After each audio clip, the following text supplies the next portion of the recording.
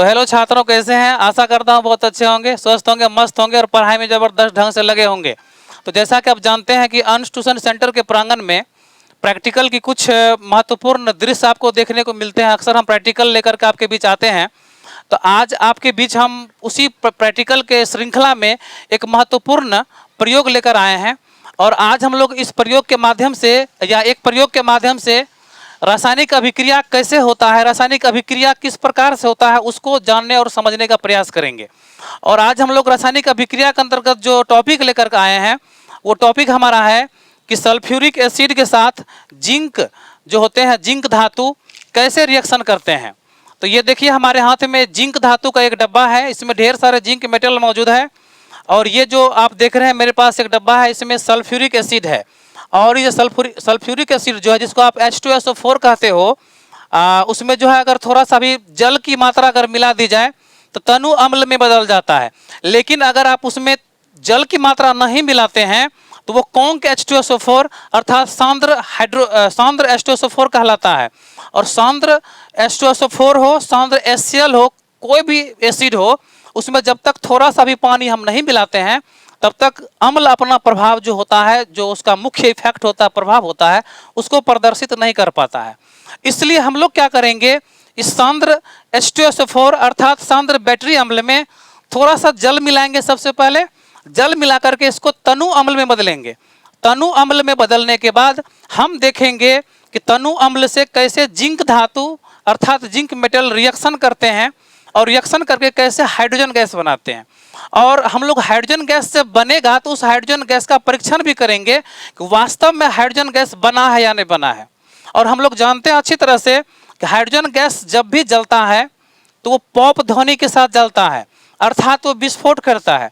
यानी अगर वो विस्फोट के साथ जलेगा तो हम समझेंगे कि हाइड्रोजन गैस निस्संदेह बना, निश्चित रूप से बना।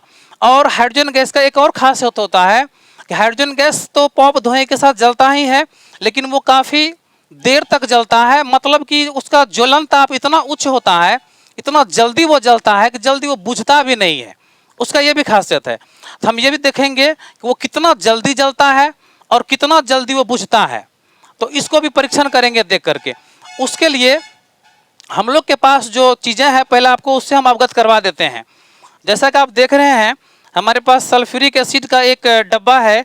इसमें से हम सांद्र सल्फ्यूरिक एसिड को एक बीकर में, चपटे पेंदी वाला बीकर आप इसको कह सकते हैं, इस चपटे पेंदी वाले बीकर में हम थोड़ा सा सबसे पहले सल्फ्यूरिक एसिड डालेंगे।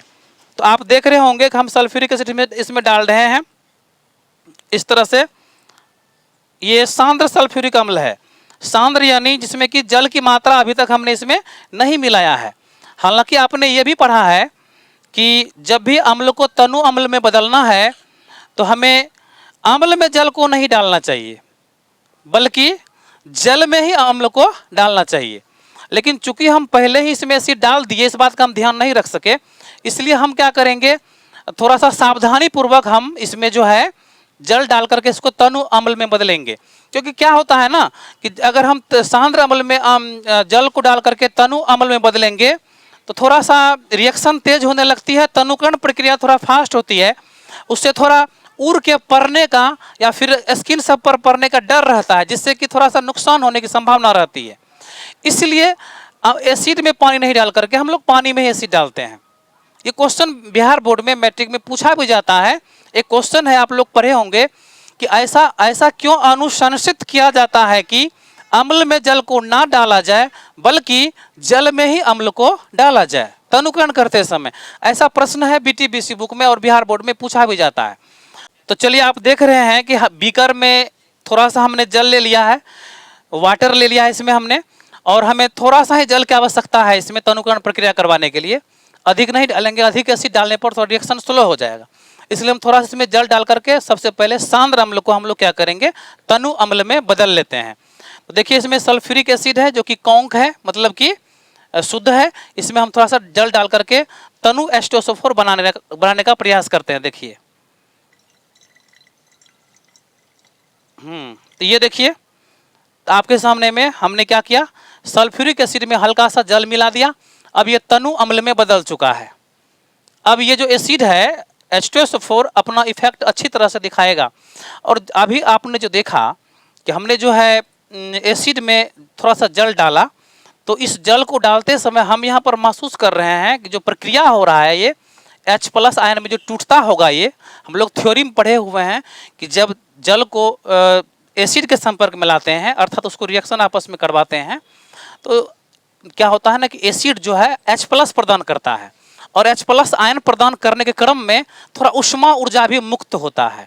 तो अभी हम महसूस कर पा रहे हैं कि ये थोड़ा सा गर्म हो चुकी है। ये नीचे वाला जो हिस्सा देख रहे हैं, जिसको हम टच कर रहे हैं, ये बीकर का निचला पेंदी गर्म हो चुका है। तो इससे स्पष्ट हुआ कि उष्मा की उत्पत्ति यहाँ पर हो रहा है। और ये प्रक्रिया कौन सी है? तनुकरण प्रक्रिया। इसको हम लोग क्या कहेंगे? तनुकरण, डाइल्यूशन प्रक्रिया हम लोग कर चुके हैं। हम तनु एसिड प्राप्त कर चुके हैं।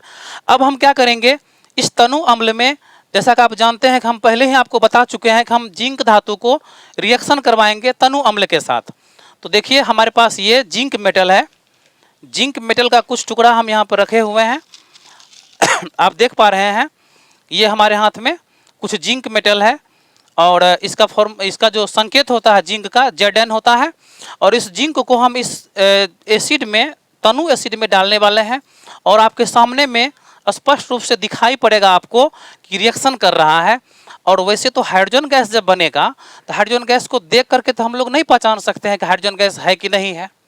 तो उसके पहचान के लिए हमने इस तरह का, देखिए, एक पाइप हमने बना के रखा है, पाइप को एडजस्ट करके रखा है। इस पाइप को हम क्या करेंगे, इसको इस तरह से पैक कर देंगे, इसको इसमें इस तरह से पैक कर देंगे। और पैक करने के बाद क्या होगा कि इसमें जो हाइड्रोजन गैस बनेगा, वो इस पाइप के माध्यम से, ये वाले जो सिरा देख रहे हैं आप, इससे हाइड्रोजन गैस निकलेगा।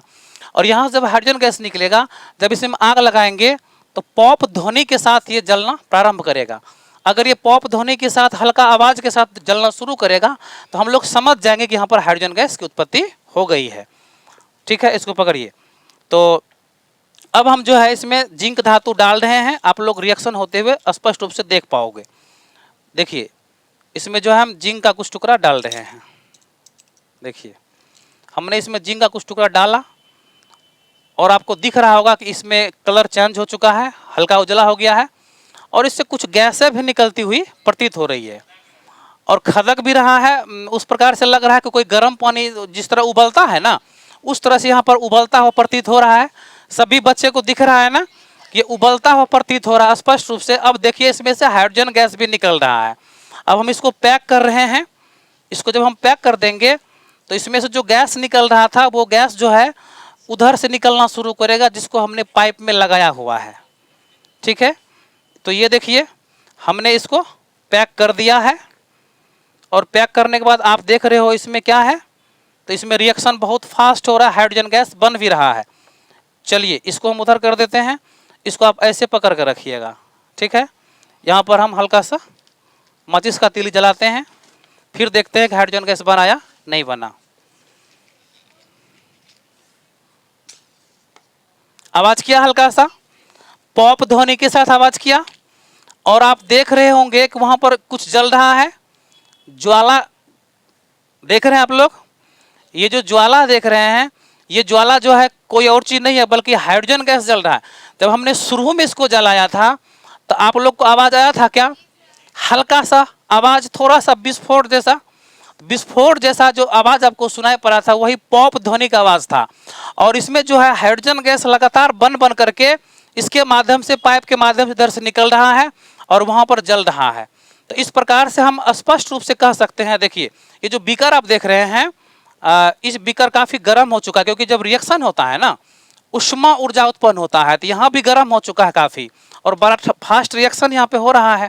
उसके बाद इससे जो हाइड्रोजन गैस बन के निकल रहा है, उसको आप जलते हुए देख रहे हैं। जैसे जैसे यह हाइड्रोजन गैस की मात्रा घटते जाएगी, रिएक्शन कमते जाएगी, यहाँ पर जो ज्वाला का लो है वो कमते जाएगा, और धीरे धीरे ये बंद होते जाएगा।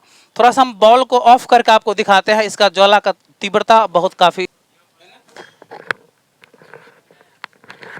तो ज्वाला का तीव्रता अब जो है स्पष्ट दिख रहा है ना, यह हाइड्रोजन गैस है ये। और एक बात और हम बताते हैं, इसको फूकने पर भी जल्दी नहीं बुझेगा, ज्वलनशील है ना।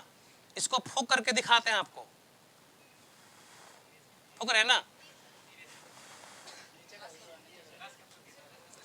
इसको अगर तुम फूको ना, इसको फूको तो देखो, फूकने के बाद बुताने का प्रयास चल रहा है इसको, लेकिन बुत रहा है क्या? नहीं। और जोर से इसको फूका जाए, जितना दम है उतना दम लगाइए तो देखते हैं बुतता है कि नहीं। और दम लगाया जाए, ठीक है। ये बुझिए ना रहा है, एक बार हम दोनों आदमी दम लगाते हैं, ठीक है। हाँ हाँ, किए तो ऐसा संभव हुआ कि बुता, ठीक है। अब हाइड्रोजन गैस बनना स्लो हो गया है, रिएक्शन आप देख रहे होंगे काफी स्लो हो चुका है, ठीक है। रिएक्शन स्लो होने की वजह से हाइड्रोजन गैस कम बन रहा है, इसलिए अब नहीं जल रहा है। हम लोग कह सकते हैं कि इस प्रकार हम लोग कह सकते हैं कि जब जिंक धातु को सल्फ्यूरिक एसिड के साथ रिएक्शन कराया जाता है तो हाइड्रोजन गैस बनता है, क्योंकि हमने देखा कि जब इसमें हमने माचिस का तीली जलाया तो यहाँ पर पॉप ध्वनि के साथ हल्का आवाज के साथ ये ज्वाला जला। इससे स्पष्ट हुआ कि हमने जो यहाँ पर गैस बनाया है कोई और गैस नहीं है बल्कि हाइड्रोजन गैस है। इस प्रकार से हमारा एक्सपेरिमेंट सफल हो जाता है। एक बात और यहाँ पर बताएंगे कि जब ये रिएक्शन हुआ तो आप देख रहे होंगे कि पहले इसमें कोई कलर नहीं था, नहीं था ना? इसमें कोई कलर था क्या? पहले ये रंगहीन था, लेकिन अभी आप देख रहे होंगे ब्लैक हो चुका है। तो आखिर में इसमें है क्या? इसमें क्या बना? इसमें जो है जिंक सल्फेट बना है। क्या बना है? Zinc sulphate. हाइड्रोजन गैस तो बन के उड़ गया। अरे सल्फ्यूरिक एसिड का क्या होता है फॉर्मूला? H2SO4 होता है ना, उसमें से हाइड्रोजन गैस तो बन के उड़ गया, लेकिन SO4 जो था वो जिंक धातु से ऐड हो गया होगा, प्रतिस्थापन विक्रिया हुआ होगा, तो SO4 क्या होगा? जिंक से रिएक्शन करके जिंक सल्फेट बनाया होगा। तो ये जो आप देख रहे हो नया प्रोडक्ट जो इसमें तैयार हुआ है, ये कोई और चीज नहीं है बल्कि जिंक सल्फेट है। इस प्रकार से जिंक सल्फेट बन के तैयार है और हाइड्रोजन गैस बन के उड़ गया है। इस प्रकार से हम लोग एक्सपेरिमेंट करके भी इस चीज को देख सकते हैं कि हाइड्रोजन गैस बनता है, ठीक है। अब आपको कभी भी दिमाग से बात नहीं उतरेगा, क्या नहीं उतरेगा कि जब सल्फ्यूरिक एसिड से धातु अर्थात जिंक धातु रिएक्शन करता है तो कौन सा गैस बनता है? हाइड्रोजन गैस बनता है। इसको हम लोग एक्सपेरिमेंट करके इस प्रकार से देख सकते हैं। इस प्रकार से हमारा प्रयोग कंप्लीट होता है। उधर देखो